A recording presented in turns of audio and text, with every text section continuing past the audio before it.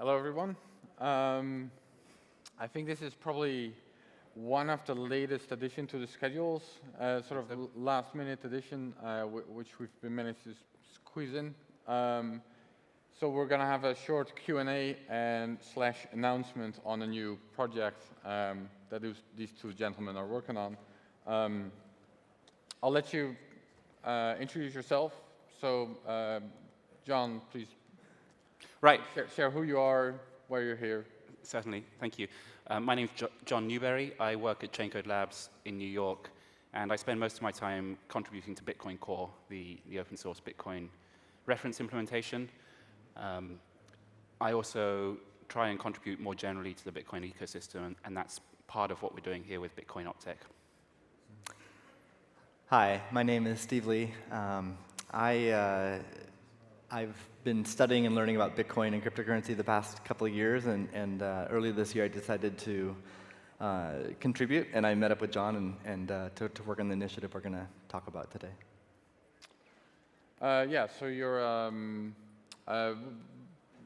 we've had this big debate in the Bitcoin space, of course, about scaling, and that's what your project is about. So maybe you can briefly explain what is the actual problem you're trying to solve. We're trying to help Bitcoin businesses adopt better scaling technology today, right now. We know in the future there are technologies coming along like Schnorr signatures, scriptless scripts, Taproot, Graftroot, Lightning, and those are all really exciting. But there are things today that businesses can be doing right now to help with scaling, things like transaction batching, SegWit usage, coin selection, fee estimation. And we want to help businesses adopt those technologies now so more users and more use cases can use the Bitcoin network.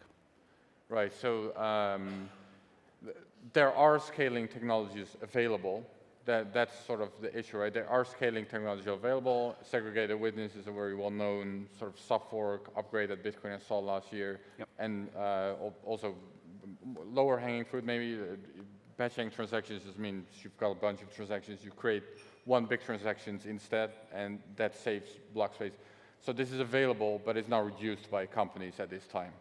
So that's really what I learned earlier this year is that despite all the drama about how to scale Bitcoin, I learned that there's actually already existing technologies that businesses just hadn't fully adopted yet. And so I was kind of curious about why exchanges and wallets and different Bitcoin businesses aren't doing that. So we set out we've met with about 15 to 20 Bitcoin businesses now, trying to understand their priorities and how they think about it. And I think we've discovered a few ways that we can help those businesses be able to adopt these technologies. Right, so what does this concretely look like? What is it you're going out there to do what exactly? Well, so far we've engaged with, like Steve said, 15 to 20 companies. We want to do activities like workshops where we bring engineers together to talk about these issues, and we've had our first of those workshops in San Francisco this week. It was a great success. We had about six Bitcoin businesses in attendance, 14 engineers talking about replaced by fee and child pays for parent and coin selection.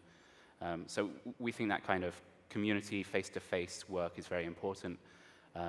We also want to produce high-quality technical material, so we have a weekly newsletter that's been going out for the last 4 weeks, and we're going to continue with that and also produce a scaling cookbook, so a technical document for scaling technologies that engineers at businesses can use to adopt those technologies. I guess one thing I'd point out is that I think at this conference there's a lot of different projects and blockchains being discussed. Bitcoin's the most mature blockchain, and even though it's been around the longest, there's still a lot of inefficiencies with the usage of the blockchain, and it is a scarce resource. So that's really what we're focused on, is helping out various actors in the ecosystem figure out how to best do that. We think by putting together best practices documentation that can help the entire ecosystem. Could you share which companies are involved, or? Yes, so at our workshop this week we had Square, Coinbase, BitGo, Purse. We also, Zappo is a member company, and Ledger, the hardware wallet, and that's just so far. I think our expectation is to have dozens of Bitcoin companies who become members. So Right. far, everyone we've met with has been very enthusiastic about what we're trying to do. Right. And I think you mentioned it also kind of works both ways, right? You have smart people developing Bitcoin, sort of the technical open source community, and you have smart technical people working at companies, but there's a disconnect between the two. By bringing them together, they can learn from each other. So not only are you helping these companies, but these companies are in a way also helping the technical community. Is that right? We certainly hope so. And there's really two aspects to that. Well, last year we saw there was quite a lot of friction and frustration between the community and certain companies. People were asking, why aren't people already doing batching? Why aren't they already doing SegWit? Well, there's good reasons companies aren't doing that, and maybe those are internal and not visible. But just bringing people together and having face-to-face meetings is really, really beneficial, helps foster a more collaborative ecosystem. But like you said, it also, on a purely technical level, having that experience fed back from the field, from engineers actually doing work on the ground, back to the open source community, makes those open source projects better. And having information going from the open source community into those companies lets those companies use better technology. Right, so you've had one meeting in San Francisco now, I think, and what's the longer term plan? You're going to have more meetings in other parts of the world, or?